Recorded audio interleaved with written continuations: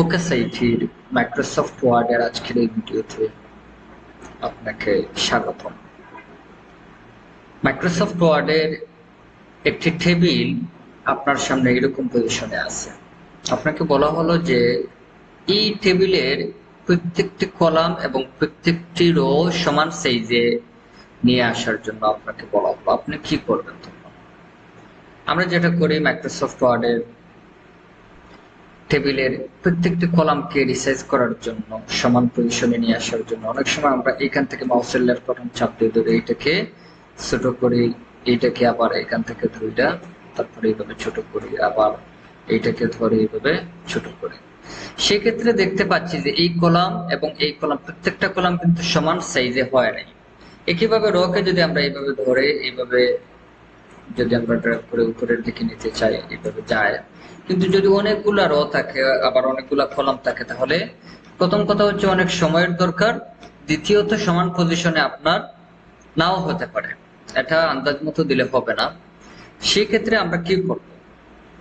আমরা খুব সহজে প্রত্যেকটি কলাম এবং প্রত্যেকটি রোকে একসাথে সমান পজিশনে নিয়ে আসতে পারবো। তার জন্য টেবিলের যে কোনো একটা সেলকে সিলেক্ট রেখে আমরা মেনু বারের লেআউট মেনুতে যাব। যাওয়ার পরে এখান থেকে আমরা প্রথমত দেব ডিস্ট্রিবিউট কলাম।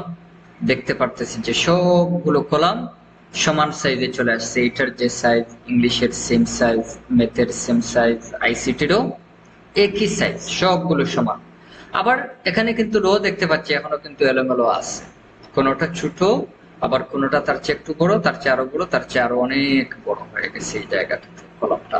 প্রত্যেকটা রোকে যদি আমরা সেম সাইজে নিয়ে আসতে চাই, তাহলে আমরা এখান থেকে লেআউট প্যানেলে যাব, লেআউট মেনুতে যাব, যাওয়ার পর এখান থেকে ডিস্ট্রিবিউট রোজে ক্লিক করব। সবগুলো রো সমান পজিশনে চলে আসবে।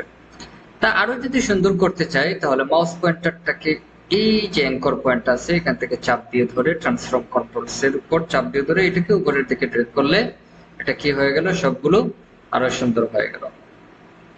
এবং পুরো কলামগুলোকে যদি আরেকটু ছোট করতে চাই, এখান থেকে ধইরা এইভাবে ছোট করতে পারি। এইভাবে আমরা কাজ করব। আশা করি এই ভিডিওটি আপনাদের অনেক উপকারে আসবে। সবাইকে অনেক অনেক ধন্যবাদ।